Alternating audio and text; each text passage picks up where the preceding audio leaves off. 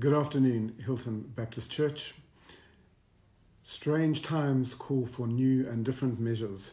And so this is the first time that I am speaking to you on Facebook Live and live streaming a message to you as the church. We will also send the contents of this message out by email and WhatsApp a little bit later. But it is fantastic to be able to speak to you, although I wish it was under better circumstances that we could do so. It's my task today to tell you some of the arrangements that we have made for our services and church activities over the next few weeks. The church executive met last night and spoke for hours and deliberated for hours as to what we might do and how we would take it forward. There was, in the end, consensus that the following decisions were made. And I hope that you will understand the decisions that we've made, even if you don't agree with all of them. I think that actually this could end up being something really positive for our church, and some of the opportunities that we have could be quite exciting going forward. Let me waste no more of your time by telling you the decisions that we made. The first decision that we made is that we have cancelled all our events except for the following three. We will still meet on Friday morning for our prayer meeting at 7:30. We will still have our evening service at 6 o'clock on Sunday evenings. And we are going to do something special and new with our morning service, which I'll tell you about in a moment. But we are asking that all other services be cancelled at this stage until further notice. That includes all prayer meetings, all Bible studies, all home groups, and all activities that we do when we go to Sadara and other places to do ministry. We feel that it is right and proper that we limit our social engagements as our president asked us on Sunday at this time. The Sunday morning service is a big challenge for us.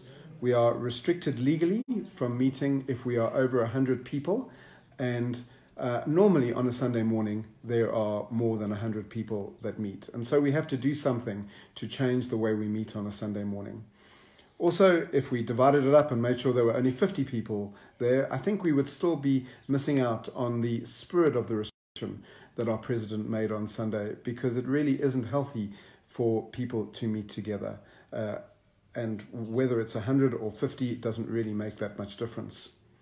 Nonetheless, the Bible tells us in Hebrews 10:25 that we should not give up meeting together, and we should make every effort to meet if we are able. And so we have decided to do the following. It's a little bit creative, it's a little bit out of the box, but let's see how it works. And I hope that you will join in and participate as you are able. On Sunday morning, we are going to live stream a worship set. Tim Lathwaite is the worship leader, and he will be leading a worship set which we will be live streaming. We'll be giving a message also by live streaming on Facebook, as we are doing right now. And we are imagining that probably about 45 minutes of time will be taken in doing of that.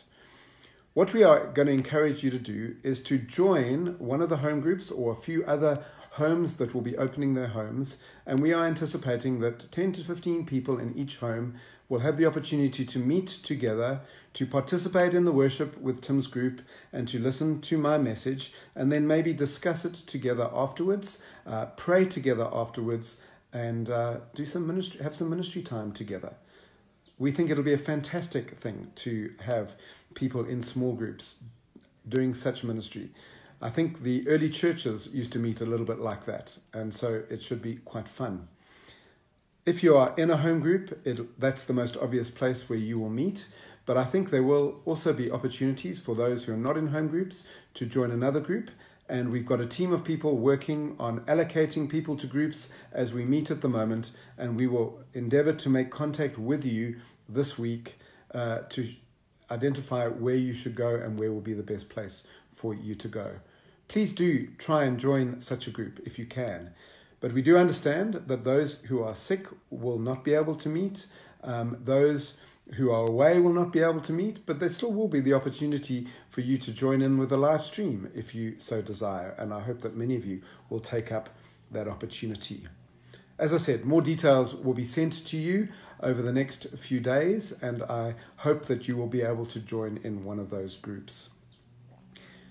Thirdly, we recognize that this can be a really difficult time for some people.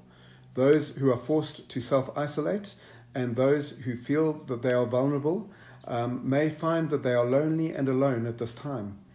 Other people may feel that it is difficult to get to work and things like that.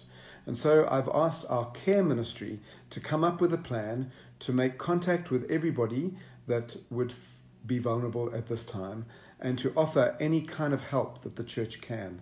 I hope that you'll be able to join in with that.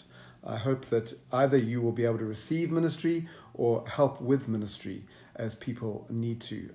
Practical things like doing shopping for folk who can't get to the shops or shouldn't get to the shops can be a really helpful thing. Maybe giving a lift home to your domestic workers instead of putting them on a taxi. I think those kind of things could be really, really helpful. Finally, just to say that as things stand at the moment, the church is open, the church office is open. Please come in for a cup of tea or coffee and a chat. There's going to be someone around most of the time during office hours, and we would love to see you. Please come in and join us if you are able to at any time. We would love to see you, and we certainly don't want you to feel isolated as you are maybe not able to come to the church services and to feel left out. If by any small chance you cannot get to anybody's home, there will be a few people meeting at the church this Sunday morning, and we'll have a little home group time after the live streaming together as well. Please feel free to come to that if you can't get to any of the other groups. And please feel free to contact me or the church office if you have any questions. Some of you might think, no, we should be meeting as the church. Sorry, we've come up with a different suggestion, and I hope you'll go with it, even if it's a bit strange to you. God bless you. These are difficult times. Nobody has been here before, and so we're going on as we can, and it very well may be that in a week or so's time, we're going to have to make another plan and come up with something different. But as the Bible says, God is sovereign. Jesus is Lord. This is not a surprise to him. This is not something that has caught him off guard. Jesus knows what he's doing. And I have a feeling that he very well may be reinvigorating, energizing his church, setting us up for something great and wonderful that he has in plan in the weeks that lie ahead.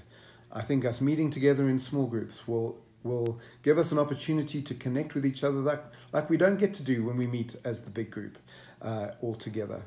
And I think this could be a wonderful and exciting time as we see what God has in store for us in these difficult days. Please be in prayer for our country, be in prayer for your church, be in prayer for the world, because we haven't been here before and we don't know what we're doing. And may God bless you as you work out how to run your own lives and your own families. And if we can be of any help at all, we would love to do so. So thank you for listening to this. Please feel free to give me some feedback, and we'll see you soon. God bless, and bye-bye.